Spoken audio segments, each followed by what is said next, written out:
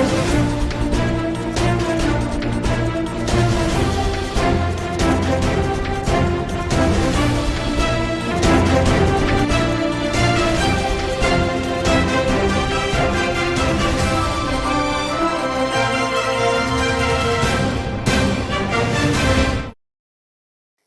Welcome to STV news. ముందుగా headlines చూద్దాం. Visakha RK beach లో అట్టహాసంగా ప్రపంచ యోగా దినోత్సవం. ముఖ్య అతిథిగా పాల్గొన్న ప్రధాని మోదీ. యోగాంధ్ర కార్యక్రమంలో పాల్గొన్న సీఎం చంద్రబాబు. సెప్టెంబర్ లో యోగా సూపర్ లీగ్ ఉంటుందన్న సీఎం. ప్రపంచ యోగా దినోత్సవం భారతావనికి దక్కిన గొప్ప గౌరవమన్న డిప్యూటీ సీఎం పవన్ కళ్యాణ్. ప్రపంచ రికార్డు సాధించబోతున్నామన్న డిప్యూటీ సీఎం. సూర్యారావుపేటలో ఆధునిక త్రిమూర్తి లైఫ్ లైన్ హాస్పిటల్ ప్రారంభం. ప్రముఖ హృదయ శస్త్రచికిత్స నిపుణులు డాక్టర్ పూర్ణానంద్ ఈ ఆసుపత్రిని లాంఛనంగా ప్రారంభించారు. విశాఖ ఆర్కే బీచ్ లో అట్టహాసంగా ప్రపంచ యోగా దినోత్సవం నిర్వహిస్తున్నారు. కార్యక్రమంలో ముఖ్య అతిథిగా పాల్గొన్న ప్రధాని మోదీ ప్రజలతో కలిసి యోగా చేశారు. దాదాపు 15,000 మందితో కలిసి ఆయన కాళీ మాత ఆలయం వద్ద యోగాసనాలు వేశారు. కార్యక్రమంలో ప్రధానితో కలిసి governor Nazeer, CM Chandrababu, DY CM Pawan Kalyan, రాష్ట్ర మంత్రులు, కేంద్ర మంత్రులు కూడా యోగాసనాలు వేశారు. गर्दन घुमाने का अभ्यास करेंगे. नेक रोटेशन अभ्यासम చేద్దాం. धीरे से गर्दन को आगे की ओर झुकाइए. निधानंगा तला ముందుకు వంచండి और श्वास भरते हुए गर्दन को क्लॉकवाइज घुमाइए. श्वास తీసుకుంటూ తలాని క్లాక్వైజ్ తిప్పండి. श्वास వదలుతూ తలాని కిందకి తీసుకురండి. श्वास छोड़ते हुए गर्दन को नीचे लेके आइए. एक और बार इसका अभ्यास करेंगे. पूरा ध्यान गर्दन पे. మరొకసారి అభ్యాసం చేద్దాం. और धीरे से सामान्य स्थिति में और अपोजिट दिशा में एक और बार इसको घुमाएंगे. ఇప్పుడు విరుద్ధ దిశలో చేద్దాం. पूरा श्वास प्रश्वास पर ध्यान देते हुए और श्वास लेते हुए सामान्य स्थिति में आइए. श्वास తీసుకుంటూ सामान्य स्थितिలో రండి. విశ్రామం చేయండి. अब हम शोल्डर मूवमेंट करेंगे. शोल्डर मूवमेंट प्रैक्टिस చేద్దాం. श्वास తీసుకుంటూ చేతులను పైకి తీసుకువెళ్ళండి. सांस लेते हुए दोनों हाथों को ऊपर लेके जाइए और श्वास छोड़ते हुए धीरे से दोनों हाथों के नीचे लेके आइए. श्वास వదలుతూ చేతులను కిందకి తీసుకురండి. एक और बार इसका अभ्यास करेंगे. మరొకసారి అభ్యాసం చేద్దాం. श्वास लेते हुए हाथों को ऊपर की तरफ लेके जाइए. श्वास छोड़ते हुए हाथों के नीचे. श्वास వదలుతూ చేతులను సామాన్య స్థితిలో తీసుకురండి. విశ్రామం చేయండి. अब हम स्कंद चक्र क्रिया आसन का अभ्यास करेंगे. हाथों को बगल से कंधों के समानांतर लेके आइए. చేతులను భుజ సమానంగా తీసుకురండి. అరచేతులను భుజపైన పెట్టండి. हाथों को मोड़कर कंधों पर रखें. कोहिनियों को छाती के सामने लेके आइए. एल्बोस चेस्ट ముందుకు తీసుకురండి. धीरे से कोहिनियों को वृत्ताकार घुमाएंगे.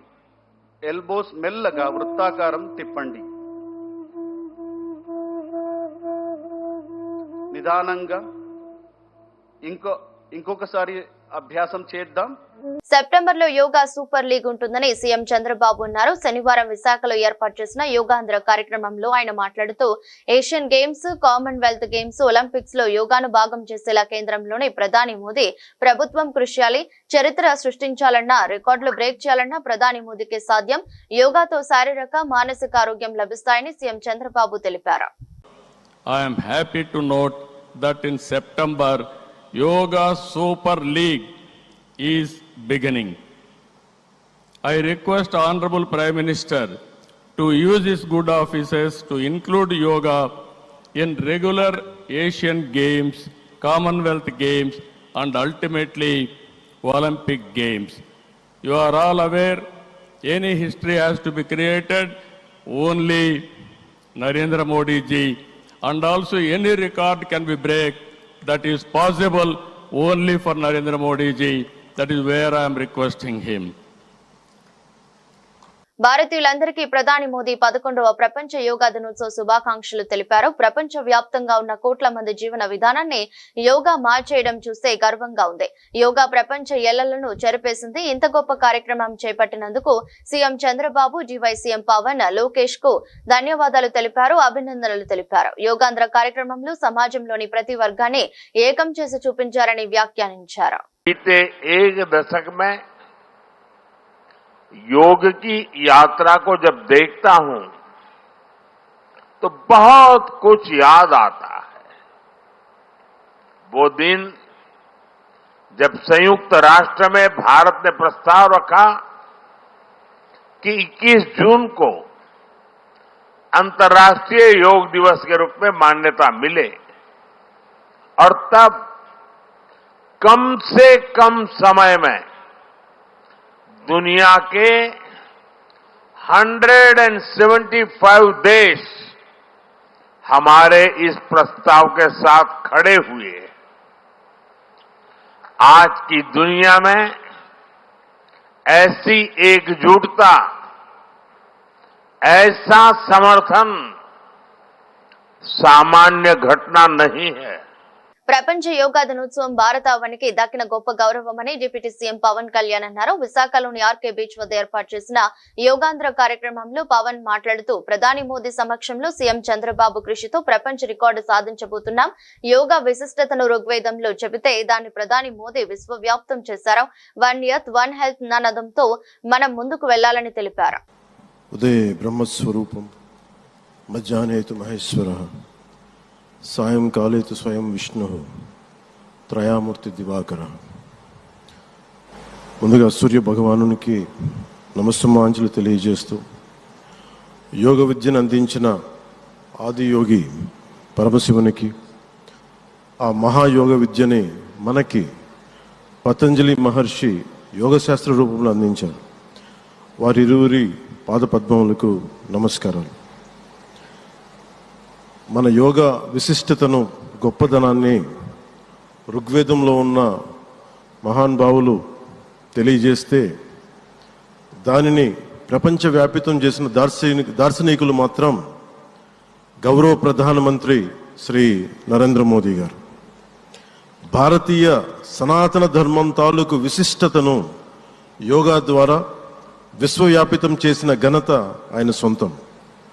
యోగా సాధకులు ఎంతటి దృఢచిత్తాన్ని కలిగి ఉంటారు, ఒత్తిడి జయించి సంకల్ప సాధకులుగా ఎలా నిలబడతారన్న దానికి కూడా మన గౌరవ ప్రధాని శ్రీ మోదీజీ గారు నిలువెత్తు ఉదాహరణ. ప్రపంచ యోగా దినోత్సవం యావత్ భారతవానికి, భారతీయులకి దక్కిన గౌరవం. సరిగ్గా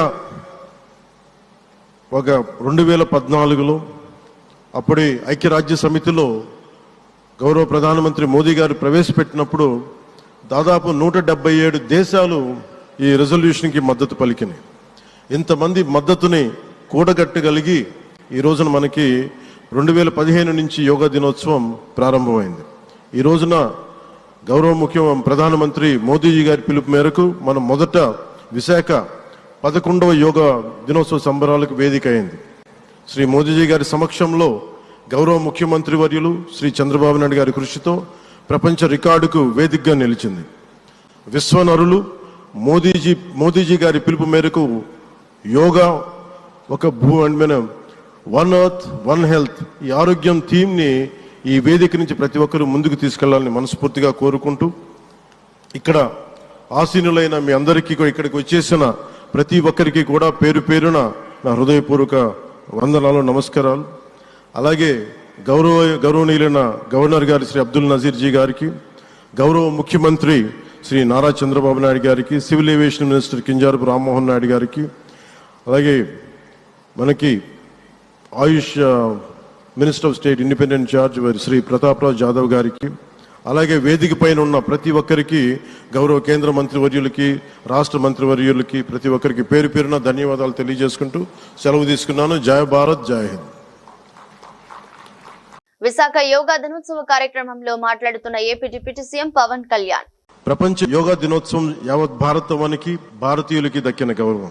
సరిగ్గా 2014లో అప్పటి ఐక్యరాజ్య సమితిలో గౌరవ ప్రధానమంత్రి మోదీ గారు ప్రవేశపెట్టినప్పుడు దాదాపు 177 దేశాలు ఈ రెజల్యూషన్ కి మద్దతు పలికినాయి. ఇంతమంది మద్దతుని కూడగట్టగలిగి ఈ రోజున మనకి 2015 నుంచి యోగా దినోత్సవం ప్రారంభమైంది. ఈ రోజున గౌరవ ప్రధానమంత్రి మోదీజీ గారి పిలుపు మేరకు మనం మొదట విశాఖ 11వ యోగా దినోత్సవ సంబరాలకు వేదిక అయింది. శ్రీ మోదీజీ గారి సమక్షంలో గౌరవ ముఖ్యమంత్రి వర్యులు శ్రీ చంద్రబాబు నాయుడు గారి కృషితో ప్రపంచ రికార్డుకు వేదికగా నిలిచింది.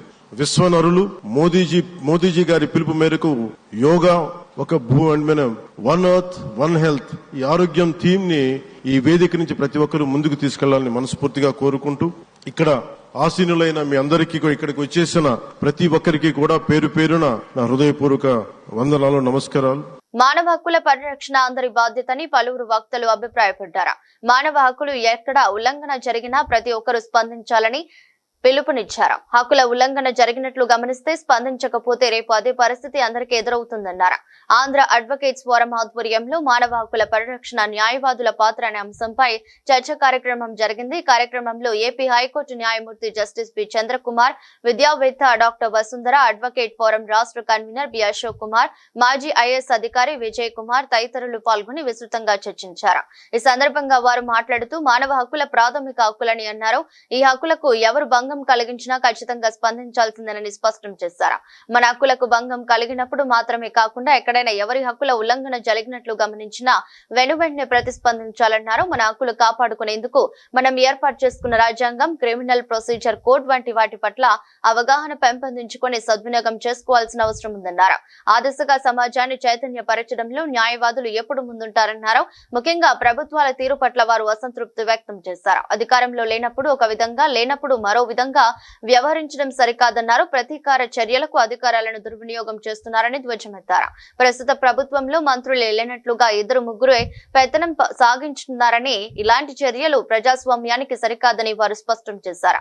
కార్యక్రమానికి అడ్వకేట్ ఫోరం ప్రతినిధులు, న్యాయవాదులు పెద్ద సంఖ్యలో పాల్గొన్నారు. ఈరోజు మన రాష్ట్రంలో మానవ హక్కుల ఉల్లంఘన ఎలా జరుగుతుందనేటువంటి అంశంతో పాటు న్యాయవాదులు ఉన్నటువంటి వారు ఎలాంటి పాత్ర తీసుకోవాలి అనే దాని మీద ఒక సెమినార్ ఈరోజు ఇక్కడ ఐలాపురంలో జరగటం, దానిలో పాల్గొనడం జరిగింది. అయితే గత సంవత్సర కాలంలో మన ఆంధ్రప్రదేశ్ రాష్ట్రంలో జరిగినటువంటి పాలన మనం చూస్తే వారికి ఎలాంటి అకౌంటబిలిటీ అనేది లేకుండా, అంటే ఎన్నికల ముందు చెప్పినటువంటి మాటలకు ఏ రకమైనటువంటి బాధ్యత తీసుకోకుండా ప్రజల్ని మభ్యపెట్టి మాయ చేసి ఆచరణ చేయడానికి సాధ్యం కానటువంటి హామీలన్నీ ఇచ్చేసి ఏదో రకంగా అధికారం కైవసం చేసుకోవాలని 3 పార్టీలు, తెలుగుదేశం, జనసేన, బీజేపీ కలిసి జనాల్ని మాయ చేసి ఓట్లు వేయించుకుని ఈరోజు పాలన మరిచి కేవలం ప్రతీకారం మాత్రమే తీర్చుకునే పని చేస్తూ ఉన్నారు. ఇది రాజకీయంగా మీకు మధ్య ఉన్నటువంటి గొడవల మీద ప్రతీకారం తీర్చుకోవడానిగా జనం ఓట్లేసింది అనేది ఒకవైపు అయితే, జనాన్ని కూడా నేను ఆలోచించమంటున్నాను. మనం ఏ ఆలోచనతో ఓట్లేసామో ఈరోజు ఈ పాలన ఎలా సాగుతుంది, ప్రజా సంక్షేమం కోసం, రాష్ట్ర అభివృద్ధి కోసం చేయాల్సినటువంటి పాలన మరిచి కేవలం ఎవరి మీద అయితే వాళ్ళకి లక్ష్యం ఉందో, టార్గెట్ ఉందో వాళ్ళ మీద చర్యలు తీసుకోవడానికి, ప్రతీకారం తీర్చుకోవడానికి మాత్రమే సమయాన్ని, శ్రద్ధను వహిస్తున్నట్టుగా కనిపిస్తూ ఉంది. ఇక్కడ ఈ రాష్ట్రంలో ముగ్గురే మంత్రివర్గంలో ఉన్నారా, మిగిలిన వాళ్ళు ఎవరు మంత్రులు కాదా అనేటువంటి అనుమానం కూడా కలుగుతుంది. ముఖ్యమంత్రి గారేమో వారు మెగా ఈవెంట్స్ అంటే ఆర్టిఫిషియల్ ఇంటెలిజెన్స్ అని, డ్రోన్స్ అని, లేకపోతే P4 అని ఇట్లాంటి ఈవెంట్స్, లేదా బడ్డీ కొట్ల దగ్గరికి వెళ్ళి చిన్న వాళ్ళతో మాట్లాడి వీడియోలు చేయటం అయితే మెగా, లేదంటే మైక్రో. ఇక మిగిలినటువంటి ఇద్దరు partner in power Janasena Pawan Kalyan గారు కానీ, లేకపోతే ముఖ్యమంత్రి గారు కుమారుడు లోకేష్ గారు కానీ, వీరు తప్ప ఇక రాష్ట్రంలో మంత్రివర్గం లేదా అనేటువంటి ప్రశ్న ఈరోజు ప్రజల్లో కనిపిస్తుంది. ఎందుకనంటే పరిశ్రమలకు సంబంధించిన ఫౌండేషన్స్ అయినా ఆయనే చేస్తారు, MOEలైనా ఆయనే చేస్తారు, విద్యాశాఖలో జరిగేటువంటి తప్పులకి ఆన్సర్ లేదు, 10th క్లాస్ విద్యార్థుల యొక్క వాల్యుయేషన్లో జరిగిన తప్పులకి ఆన్సర్ లేదు, డిఎస్సిలో ఎగ్జామ్ కండక్షన్లో కానీ, లేకపోతే APPSC ఎగ్జామ్స్ నిర్వహణలో కానీ జరిగేటువంటి వాటికి ఆన్సర్ లేదు. పోర్ట్ఫోలియోలు వదిలి మిగిలినటువంటి వాటి మీద శ్రద్ధ చూపిస్తున్నారు. మరి అలాంటప్పుడు ఈ కలెక్టివ్గా ఉన్న మంత్రివర్గం దేనికి? ఇంతమంది మంత్రులు ఎందుకు? అలంకారంగా ఇచ్చిన పదవులేనా? వాళ్ళేం నిర్ణయం చేసే అధికారం లేదా? నిర్ణయం చేసే అధికారం లేనప్పుడు ఇది ప్రజాస్వామ్యం ఎట్లా అవుతుంది? మీరు 24 మంది మంత్రులను ఎందుకు పెట్టారు? అన్నీ మీ ముగ్గురే చేసుకునేటట్టయితే వాళ్ళందరూ ఎందుకు? మేము బీసీలకు ఇచ్చాం, ఎస్సీలకు ఇచ్చాం, మైనార్టీలకు ఇచ్చాం అనేటువంటి ఈ ప్రజలను మభ్యపెట్టే మాటలు ఎందుకు? ఇది ఒకవైపు అయితే, ఏడాది పాలన చేసాం, సుపరిపాలన అన్నారు. ఎక్కడ సుపరిపాలన జరిగింది? ఎక్కడ మంచి పాలన ఉంది? ఎంతసేపు దుష్టపాలన, ఇంక్లూడింగ్ అంటే ఈరోజు జర్నలిజానికి కూడా స్వేచ్ఛ లేకుండా అయిపోయింది. మీడియా మిత్రులకు కూడా ఎలాంటి స్వేచ్ఛ లేకుండా కనీసం నిజాన్ని నిర్భయంగా మాట్లాడగలిగే ప్రయత్నం చేసేవారికి ఏ రకమైనటువంటి స్వేచ్ఛ ఉండి మాట్లాడే పరిస్థితి లేకుండా పోయింది. అదేవిధంగా ఎమ్మెల్యేలుగా ఎన్నికైనటువంటి వాళ్ళు, ఎంపీలుగా ఉన్నవాళ్ళు, వాళ్ళు చట్టసభకి వెళ్ళి చట్టాల గురించి మాట్లాడటం, విశ్లేషించడం మానేసి ఇసుక ఎలా దోచుకోవాలి, మైన్స్ ఎలా దోచుకోవాలి, వాళ్ళ కింద ఉండే అధికారులకు రికమెండేషన్లు ఎలా ఇవ్వాలి, వాళ్ళని ఎవరిని ఎక్కడ ట్రాన్స్ఫర్ చేయాలనే దాని మీద శ్రద్ధ చూపిస్తున్నారు. వాళ్ళు చేయాల్సిన పనులు వదిలేసేసి చేయకుండా పనులు చేస్తున్నారు ఈరోజు రాజకీయంలో ఉన్నటువంటి నాయకులు. ఇది సుపరిపాలన ఎట్లా అవుతుంది? దుష్ట పరిపాలన కాక ఇది జనం ప్రశ్నిస్తున్నారు. జనాన్ని కూడా ఆలోచించమంటున్నాను. మనం ఎందుకు ఓట్లు వేసాం? ఏం ఎక్స్పెక్ట్ చేసి ఓట్లు వేసాం? వచ్చిన వాళ్ళు ఏం చేస్తున్నారు? నిజంగా జనరంజక పాలన సాగుతుందా అని లిబరేషన్ కాంగ్రెస్ పార్టీ ప్రశ్నిస్తున్నారు. మనిషి గౌరవప్రదంగా బతకాలి, ప్రతి మనిషి గౌరవంగా బ్రతకాలని మానవ హక్కులు మనకు ఉన్నాయి. ఆ మానవ హక్కుల్నే మనం రాజ్యాంగంలో పొందుపరుచుకున్నాం. అదేవిధంగా ఆ మానవ హక్కుల బేసిస్ మీదనే మనం అనేక చట్టాలు, ఈవెన్ క్రిమినల్ ప్రొసీజర్ కోడ్ కూడా మనం తయారు చేసుకున్నది మానవ హక్కుల్ని రక్షించేటటువంటి ఉద్దేశంతో.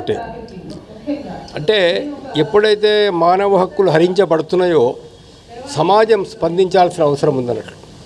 ఇప్పుడు మామూలుగా ఒక చోట ఒక 500 గుడిసెలు ఉంటే ఒక 2 గుడిసెలు కాలిపోతూ ఉంటే మిగతా వారు కూడా మాకెందుకులే ఆ గుడిసెలకు నిప్పంటుకుంది, మాకేమైపోయింది, మేము మట్టుకు బాగానే ఉన్నాం కదా అని అనుకుంటే అది సరైన పద్ధతి కాదు. ఆ నిప్పు రవ్వలు ఎగిరి ఆ మంటలు అని వ్యాపించి మొత్తం అన్ని గుడిసెలు కాలిపోయేటువంటి ప్రమాదం ఉంది. కాబట్టి ఎక్కడ మానవ హక్కుల ఉల్లంఘన జరిగినా కూడా సమాజం స్పందించాల్సినటువంటి అవసరం ఉందన్నట్లు. సమాజం స్పందించినప్పుడే, ప్రజలు స్పందించినప్పుడే మానవ హక్కుల్ని మనం కాపాడమని జరుగుతుంది. ఇప్పుడు మన కళ్ళెదుటే ఒక వ్యక్తిని టార్చర్ చేస్తున్నారు, కొడుతున్నారు అంటే చుట్టుపక్కల ఉన్న వాళ్ళు కూడా సైలెంట్గా చూస్తూ ఉన్నారు ఒక ప్రేక్షకుల మాదిరిగా. అంటే మరి అది చాలా ఘోరమైనటువంటి విషయం. అలా కాకుండా ప్రతి ఒక్కరూ స్పందించాల్సినటువంటి అవసరం ఉన్నది. మనం సరిగ్గా ఆలోచించి, సరైనటువంటి పద్ధతి లోపల ఆలోచించి, రాజ్యాంగం ఏం చెప్తుంది, రాజ్యాంగ విలువలు ఏం చెప్తున్నాయి, ఒక మనిషి యొక్క జీవించే హక్కు అంటే ఏంటిది, ఒక గౌరవప్రదంగా మనిషి జీవించాలంటే ఆయన ఎలా ఉండాలి, వాటిని మనం దృష్టిలో ఉంచుకోవాల్సిన అవసరం ఉందన్నట్టు.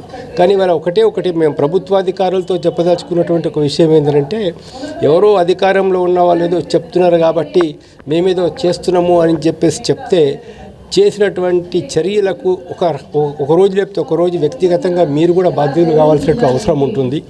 అది పోలీస్ ఎన్కౌంటర్స్ కావచ్చు, లేదా వ్యక్తులు టార్చర్ చేయడం కావచ్చు, లేదా వ్యక్తుల మీద ఒక ఫాల్స్ కేసులు, తప్పుడు కేసులు పెట్టడం కూడా కావచ్చు, లేదా అధికారాన్ని దుర్వినియోగం చేయడం కూడా కావచ్చు అన్నట్లు. కాబట్టి వాళ్ళ అధికారులు ఏంటంటే వీళ్ళు మట్టుకు చట్టం తెలిసినటువంటి వాళ్ళుగా చట్ట ప్రకారం నడవాల్సినటువంటి అవసరం ఉంటుంది. కాబట్టి ఎవరో మంత్రులు చెప్పారు, పై వాళ్ళు చెప్పారు కాబట్టి మేము చేస్తున్నామనంటే రేపు తెల్లారి మీ మీద ప్రాసిక్యూషన్ జరిగినప్పుడు, మీ మీద చర్యలు చేసుకున్నప్పుడు ఏ మంత్రి మీకు వచ్చి నేను చెప్పాను కాబట్టి అధికారి ఇట్లా చేశాడని చెప్పేసి చెప్పడు. వాళ్ళెవరు రాజకీయ నాయకులకు మీకు తోడ్పాటుగా భవిష్యత్తులో వచ్చే అవకాశం లేదు. కాబట్టి అధికారులు కొంచెం జాగ్రత్తగా ఉండాలి, వాళ్ళ స్కిన్ వాళ్ళు కాపాడుకోవాలని చెప్పేసి మటుకు చెప్తున్నాం. సూర్యారావుపేట డోండకల్ రోడ్డులోని త్రిమూర్తి లైఫ్ లైన్ హాస్పిటల్ ను పూర్తి స్థాయిలో ఆధునీకరించి ప్రారంభించారు. ప్రముఖ హృదయ శస్త్రచికిత్స నిపుణులు డాక్టర్ పూర్ణానంద్ ఈ ఆసుపత్రిని లాంఛనంగా ప్రారంభించారు. ప్రారంభోత్సవ కార్యక్రమంలో ఆసుపత్రి ఆధునిక పరికరాలను, విభాగాలను ఆయన స్వయంగా పరిశీలించారు. ఈ సందర్భంగా doctor DLR group MD managing director Lakshman Raju మాట్లాడుతూ, ఇంతకు ముందు కొన్ని విభాగాలకే పరిమితమైన ఈ ఆసుపత్రిని మల్టీ స్పెషాలిటీ ఆసుపత్రిగా రూపుదిద్దామని చెప్పారు. 24 గంటలు అత్యవసర వైద్య సేవలు అందించడానికి చేయడానికి పూర్తి స్థాయిలో ఏర్పాట్లు చేశామని వెల్లడించారు. 4 వెంటిలేటర్లతో కూడిన ఐసీయూ కేర్ యూనిట్ తమ ఆసుపత్రి ప్రత్యేకతని అన్నారు. Gynaecology, general surgery, urology, neurology, diabetology వంటి విభాగాలతో పాటు డయాలసిస్ యూనిట్లు కూడా ఏర్పాటు చేసినట్టు పేర్కొన్నారు. సామాన్యులకు కార్పొరేట్ స్థాయిలో వైద్య సేవలు అందించే సేవా దృక్పథంతో ఆసుపత్రి సేవలు అందించనున్నట్లు లక్ష్మణరాజు తెలిపారు. కార్యక్రమంలో Indian Bank zonal manager Rajesh, deputy zonal manager Seshagirirao తదితరులు పాల్గొన్నారు. నా పేరు డాక్టర్ డి లక్ష్మణరాజు అండి. దాదాపు 10 సంవత్సరాల నుంచి ఎల్జీ మెడికల్ స్పెషాలిటీస్ దీని మీద తెనాలిలో హెల్త్ హాస్పిటల్ 100 బెడ్ హాస్పిటల్ లీజుకి తీసుకొని రన్ చేస్తూ ఉన్నాము. అలాగే నా నేటివ్ విజయవాడలో ఇట్లా డాక్టర్ సురేష్ గారిది త్రిమూర్తి హాస్పిటల్ ఉంటే లీజుకి తీసుకున్నాం. ఇదివరకు ఇది సింగిల్ స్పెషాలిటీగా ఉండేదండి. ఇప్పుడు దీన్ని అప్డేట్ చేసి కంప్లీట్గా రెనోవేట్ చేసాము. ఐసీయూ కానీ, ఓటీస్ కానీ, మాడ్యులర్ ఓటీస్, ఐసీయూలో ఫుల్ దాదాపు 4 వెంటిలేటర్లు, 24 అవర్స్ ఇంటెన్సివిస్టిక్ కేరు, మొత్తం ఇదంతా కూడా చేస్తున్నామండి. అలాగే ఒక సింగిల్ స్పెషాలిటీ నుంచి మల్టీ స్పెషాలిటీగా దీన్ని డెవలప్ చేస్తూ full time consultation, full time any time emergency trauma care అన్నీ కూడా డెవలప్ చేసి తీసుకొస్తున్నాము. దీనికి మనకి ఆరోగ్యశ్రీ కానీ, ఈహెచ్ఎస్, అన్ని రకాల క్యాష్లెస్ ఇన్సూరెన్స్ సౌకర్యాలు అన్నీ ఉన్నాయండి. కాబట్టి అంటే కార్పొరేట్కి వెళ్ళలేని వారు తక్కువ ఖర్చుతో చాలా మెరుగైన వైద్యాన్ని మీకు అందించాలి అనే ఉద్దేశంతో కేవలం సేవా దృక్పథంతో మాత్రమే లైఫ్ లైన్ త్రిమూర్తి మల్టీ స్పెషాలిటీ హాస్పిటల్ని లీజ్ తీసుకుని చేయడం జరుగుతుంది. కాబట్టి ఈ అవకాశాన్ని అందరూ తప్పనిసరిగా వినియోగించవలసిందిగా కోరుతున్నాను. Thank you. మన దగ్గర general medicine, general surgery, laparoscopic surgery ఉంటుందండి, పీడియాట్రిక్ సర్జరీ ఉంటుంది, ప్లస్ గైనిక్, యూరాలజిస్ట్ ఉంటారు, న్యూరో సర్జరీ ఉందండి, అన్ని డయాలసిస్ విభాగం కూడా ఉంది మన దగ్గర స్పెషాలిటీ అండ్ సూపర్ స్పెషాలిటీ వైద్య సేవలు అన్నీ కూడా 24 అవర్స్ మనకి లభిస్తుంది. మేజర్గా మనకి full time intensive care unit అనేది అంటే ప్రమాదకర పరిస్థితుల్లో ఎప్పుడు వచ్చినా సరే ఆ 24 అవర్స్ ఐసీయూ అనేది మనకి 4 వెంటిలేటర్లతో 24 అవర్స్ ఎనస్థీషియా బ్యాకప్ అనేది కంపల్సరీగా మనకు ఉంటుంది. Thank you. క్రియా యోగా సాధనతో జీవితం ఆనందమయంగా మారుతుందని యోగాద సత్సంగ సొసైటీ ఉపాధ్యక్షుడు స్వామి స్మరణానంద చెప్పారు. క్రియా యోగం అనేది ప్రతి మనిషి తనలోని దివ్యత్వాన్ని అనుభూతి చెందే శాస్త్రీయ విధానమని ఆయన వివరించారు. అంతర్జాతీయ యోగా దినోత్సవ వేడుకల్లో పాల్గొనేందుకు విజయవాడకు వచ్చిన ఆయన రామచంద్ర నగర్ లోని వైఎస్ఎస్ ధ్యాన కేంద్రంలో విలేకరుల సమావేశంలో మాట్లాడారు. ఈ నెల 22న ఆదివారం ఉదయం 9:30 గంటలకు విజయవాడలోని శివరామకృష్ణ క్షేత్రంలో క్రియా యోగంపై ప్రత్యేక కార్యక్రమం నిర్వహిస్తామని ఆయన తెలిపారు. క్రియా యోగా ధ్యానంతో ఆనందమైన జయప్రదమైన జీవితం అనే అంశంపై తాను ప్రసంగిస్తానని స్వామి స్మరణానంద తెలిపారు. సనాతనమైన క్రియా యోగాన్ని శ్రీకృష్ణుడు అర్జునుడికి బోధించారని, అదే జ్ఞాన సంపద మనువు, ఇక్ష్వాకు, పతంజలి వంటి గురువులకు అందిందని ఆయన తెలిపారు. మరుగున పడిపోయిన ఈ క్రియా యోగాన్ని వ్యాప్తి చేయడానికి పరమహంస యోగానంద 1917లో యోగత సత్సంగ సొసైటీని, 1920లో సెల్ఫ్ రియలైజేషన్ ఫెలోషిప్ స్థాపించారని స్వామీజీ గుర్తు చేశారు. ఈ సంస్థ ద్వారా ప్రపంచ వ్యాప్తంగా లక్షలాది మందికి క్రియా యోగాన్ని అందించారని స్వామీజీ చెప్పారు. వైఎస్ఎస్ ధ్యాన పద్ధతులపై ఆసక్తి ఉన్నవారు దరఖాస్తులు పూర్తి చేసి స్వామి స్మరణానంద ద్వారా నేరుగా నేర్చుకోవచ్చని ఈ సందర్భంగా విజయవాడ వైఎస్ఎస్ ధ్యాన కేంద్రం సమన్వయకర్త వి మౌలంకర్ రావు చెప్పారు. ఆదివారం జరిగే కార్యక్రమంలో భక్తులు పెద్ద సంఖ్యలో పాల్గొనాలని పిలుపునిచ్చారు. ఆయన చిత్రం చూసే ఉంటారు. ఈయన ఈ పుస్తకం రాశారు, ఒక యోగి ఆత్మకథ. ఈ పుస్తకం ప్రపంచంలో 50 భాషల్లో అందుబాటులో ఉంది. ఇండియాలోని 14 భాషలు ఉన్నాయి. ఈ పుస్తకం సంస్కృతంలోను, ఉర్దూలోను, పంజాబీ, ఇంగ్లీష్, తెలుగు, తమిళ్, భారతదేశంలోని 14 భాషలు, ప్రపంచంలో 50 భాషల్లో ఉంది. అది చెప్తుంది దీని యొక్క విలువ అన్ని భాషల్లో. పరమహంస యోగానందులే మా సంస్థ పరమహంస యోగా సత్సంగ సొసైటీ అనే దాన్ని స్థాపించారు. మా సంస్థ యొక్క ఉద్దేశం ఏంటంటే ముఖ్యంగా మానవుడి ఆత్మ వికాసానికి, భగవంతుడి యొక్క ఉనికి తెలుసుకోగలిగే ధ్యాన పద్ధతులను నేర్పడం, శాస్త్రీయమైన ధ్యాన పద్ధతులను నేర్పడం. ముఖ్యంగా క్రియాయోగాన్ని గురించి చెప్తాం. ఈ క్రియోగం ఎవరైనా తన ఇంట్లోనే ఉంటూ అభ్యాసం చేసుకోవచ్చు. తద్వారా కేవలం ఆధ్యాత్మిక అభివృద్ధి కాదు, మానసికంగా శారీరకంగా కూడా మెరుగుపడే అవకాశం ఉంది. ఈ క్రియోగం అనేది చాలా అనాది నుంచి వచ్చే శాస్త్రీయ పద్ధతి. ఈ క్రియోగాన్ని శ్రీకృష్ణ భగవానులు అర్జునుడికి ఇచ్చారు. అంతకుముందు శ్రీకృష్ణుడు ఈ క్రియోగాన్ని సూర్య భగవానులకు ఇచ్చారు. సూర్య భగవానులు మనువుకి ఇచ్చారు. మనుదేవులు ఇక్ష్వాకుకి ఇచ్చారు. ఇక్ష్వాకులు అంటే సూర్యవంశ స్థాపకులు. ఇక్ష్వాకుడు రాజర్షులకు ఇచ్చారు, ఋషులకు. ఆ తర్వాత ఉత్సాహం లేక, దీన్ని తెలుసుకొని అభ్యాసం చేసే తెలివితేటలు లేక అంధకార యుగంలో కాలక్రమేణా ఈ క్రియోగం మరుగున పడిపోయింది. 19వ శతాబ్దంలో అంటే 1861లో బాబాజీ అనే సాధువు దీన్ని పునరుద్ధరించారు. పునరుద్ధరించి లహిరి మహర్షులకు ఇచ్చారు. లహిరి మహర్షులు బెనారస్లో ఉండే ఒక గృహస్థుడు, కానీ ఆధ్యాత్మికంగా చాలా ఉన్నత స్థితికి చేరుకున్నారు ఈ క్రియోగాన్ని అభ్యాసం చేస్తూ. ఆయన తన శిష్యులు చాలామందికి ఈ క్రియోగాన్ని బోధించారు. వాళ్ళలో ఒక అగ్రశిష్యుడు స్వామి శ్రీయుక్తేశ్వర్ గిరి. ఆయన కలకత్తా దగ్గర ఉన్న శ్రీరాంపూర్లోను, పూరిలో ఉన్న తన ఆశ్రమంలోనూ ఉంటూ దీన్ని ఇంకొంచెం వ్యాప్తి చేశారు క్రియోగాన్ని. ఆయన శిష్యుల్లో ముఖ్యమైన వారు ఈ పరమహంస యోగానందులు. ఈయన కేవలం భారతదేశంలోనే కాదు, ప్రపంచమంతా వ్యాపించేశారు ఈ క్రియోగాన్ని గురించి. ఇండియాలో రాంచీ, జార్ఖండ్ రాష్ట్రంలో ఉన్న రాంచీలో ఇండియాలో ముఖ్య స్థానం, హెడ్ క్వార్టర్స్. అమెరికాకు వెళ్ళి 1920లో, అంటే 100 సంవత్సరాలు అయింది, అక్కడ 100 సంవత్సరాలకు ముందు సెల్ఫ్ రియలైజేషన్ ఫెలోషిప్ అనే అంతర్జాతీయ సంస్థను స్థాపించారు. యోగ సత్సంగ సొసైటీ ఇండియా చుట్టుపక్కల ఉన్న దేశాలకి ఈ క్రియోగాన్ని బోధిస్తుంది. సెల్ఫ్ రియలైజేషన్ ఫెలోషిప్ మిగతా దేశాలకు ప్రపంచమంతా వాళ్ళు వ్యాప్తం చేస్తారు. ఈ క్రియోగం అనేది అంతర్జాతీయ గృహ కార్మికుల దినోత్సవం సందర్భంగా గాంధీనగర్ ప్రెస్ క్లబ్ లో శనివారం డొమెస్టిక్ వర్కర్స్ ఫెడరేషన్ ఆంధ్రప్రదేశ్ ఆధ్వర్యంలో పెద్ద ఎత్తున సమావేశం నిర్వహించనున్నట్లు Mount Fort Social Institute director Varghese వెల్లడించారు. రాష్ట్రంలో సుమారు 7 లక్షల మంది గృహ కార్మికులు ఉన్నారని, వారి రక్షణ కోసం సమగ్ర చట్టం తేవాల్సిన అవసరం పేర్కొన్నారు.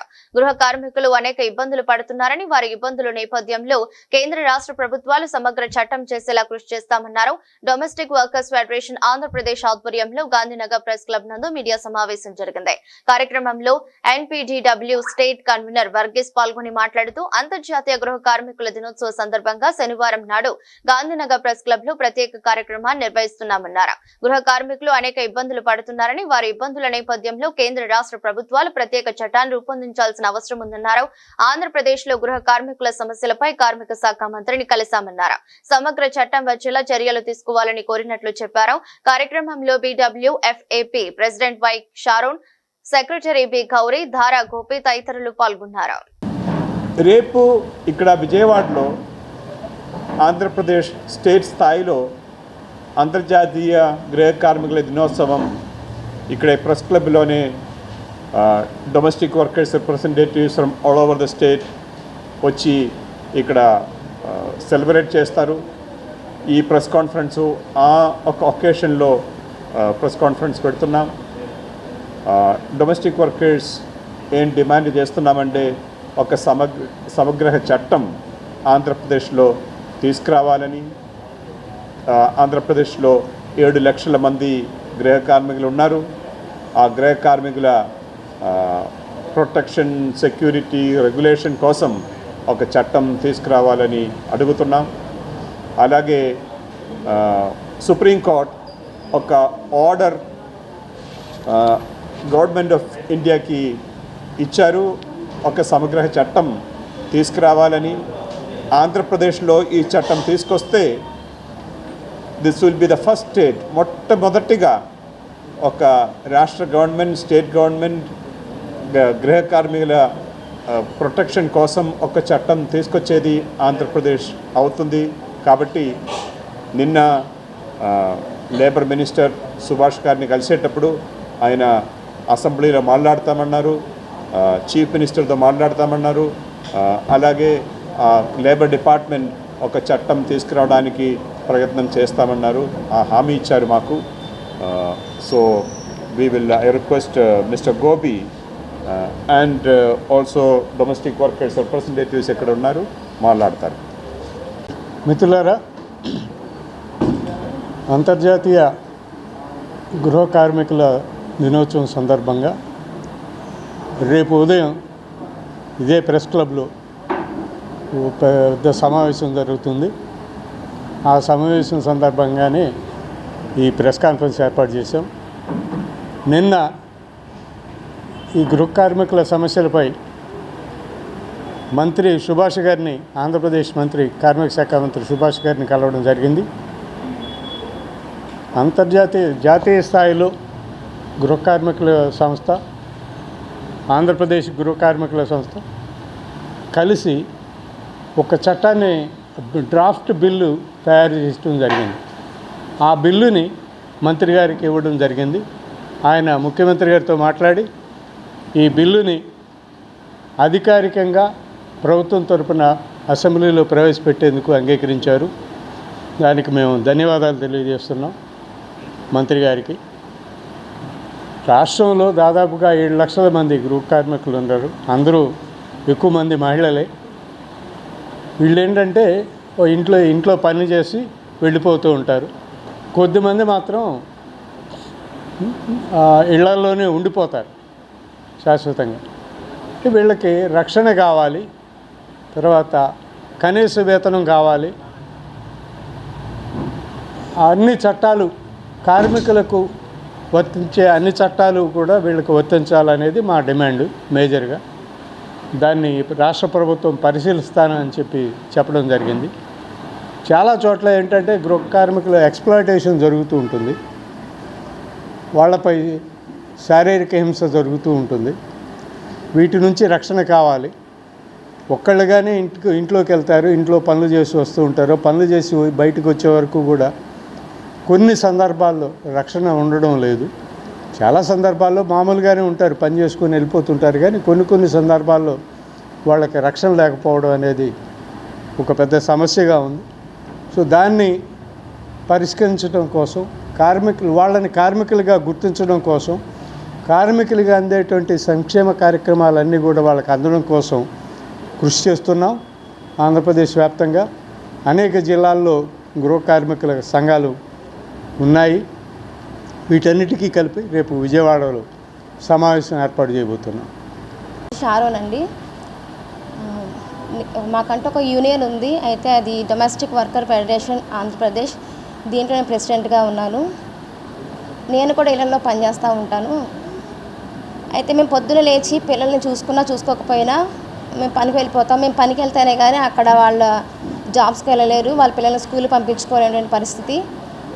అక్కడ అంత చాకరీ చేసినా విలువ లేనటువంటి వారుగా చూస్తూ ఉంటారు. పని వాళ్ళంటే చాలా చిన్న చూపు చూస్తూ ఉంటారు. అయినప్పటికీ మేము మా పిల్లల్ని పోషించుకోవాలనే ఉద్దేశంతో మేము వెళ్ళడం జరుగుతుందండి. అలాంటి టైంలో అక్కడికి వెళ్ళిన తర్వాత అక్కడ వాడే సర్ఫ్ కానీ సబ్బులు కానీ వాటి వల్ల మాకు చాలా ప్రాబ్లమ్స్ వస్తూ ఉంటాయి. తర్వాత అక్కడికి వెళ్ళిన తర్వాత వచ్చేంత వరకు కూడా వాళ్ళ యొక్క బాత్రూమ్స్ మాకు అసలు యూజ్ చేసుకోవడానికి మాకు పర్మిషన్ ఇవ్వరు. మళ్ళీ ఇంటికి వచ్చేంత వరకు మేము చాలా ప్రాబ్లమ్స్ సఫర్ చేస్తూ ఉంటాము. దానివల్ల చాలామంది ఇక ఇళ్ళలో పనిచేసే వాళ్ళు కిడ్నీ ప్రాబ్లమ్స్ వస్తున్నాయని చాలా బాధపడుతూ చెప్తూ ఉంటారు మాకు. అయితే అలాంటివి వాటి నుంచి మాకు ఒక ఏదైనా హెల్ప్ చేయాలని కోరుకుంటూ ఉంటున్నాను. మాకంటూ ఒక హెల్త్ కార్డు కావాలని ఆశపడుతూ ఉంటున్నాము. తర్వాత ఒక సంక్షేమ బోర్డు కావాలని ఆశపడుతూ ఉన్నామండి. మాకు ఒక ఎక్కడికి వెళ్ళినా సరే ఒక భరోసా మాకు ఉండాలి. మాకంటే ఒక ధైర్యం ఉండాలి కాబట్టి ఒక సంక్షేమ బోర్డు కావాలని ఆశపడుతూ ఉన్నాము. దానికోసం మీరు అందరూ అంతర్జాతీయ యోగా దినోత్సవం సందర్భంగా విశాఖ వేదికగా ఏపీ ప్రభుత్వం ప్రతిష్టాత్మకంగా నిర్వహించిన యోగాంధ్ర 2025 గిన్నిస్ రికార్డు సృష్టించింది. ఒకే ప్రాంతంలో 3 లక్షల మంది ప్రజలు యోగాసనాలు వేసి గతంలో 1,47,952 మందితో సూరత్ లో నిర్వహించిన యోగా రికార్డును బ్రేక్ చేశారు.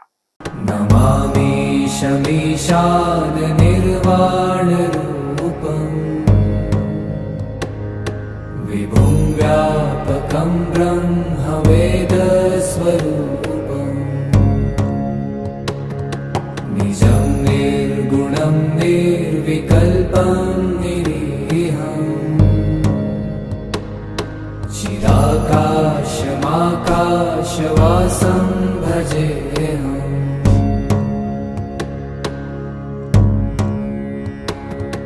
निराकारमोङ्कारमूलं तुरीयम् गिराज्ञानगोतीतमीशं गिरीशम्. వార్తలు ముగించే ముందు మరోసారి హెడ్లైన్స్. విశాఖ ఆర్కే బీచ్ లో అట్టహాసంగా ప్రపంచ యోగా దినోత్సవం. ముఖ్య అతిథిగా పాల్గొన్న ప్రధాని మోదీ. యోగాంధ్ర కార్యక్రమంలో పాల్గొన్న సీఎం చంద్రబాబు. సెప్టెంబర్లో యోగా సూపర్ లీగ్ ఉంటుందన్న సీఎం. ప్రపంచ యోగా దినోత్సవం భారతావనికి దక్కిన గొప్ప గౌరవమన్న డిప్యూటీ సీఎం పవన్ కళ్యాణ్. ప్రపంచ రికార్డు సాధించబోతున్నామన్న డిప్యూటీ సీఎం. సూర్యారావుపేటలో ఆధునిక త్రిమూర్తి లైఫ్ లైన్ హాస్పిటల్ ప్రారంభం. ప్రముఖ హృదయ శస్త్రచికిత్స నిపుణులు డాక్టర్ పూర్ణానంద్ ఈ ఆసుపత్రిని లాంఛనంగా ప్రారంభించారు. ఇదరస్ట్ బులెటిన్ మరో బులెటిన్లో మళ్ళీ కలుద్దాం. అంతవరకు సెలవు. నమస్కారం.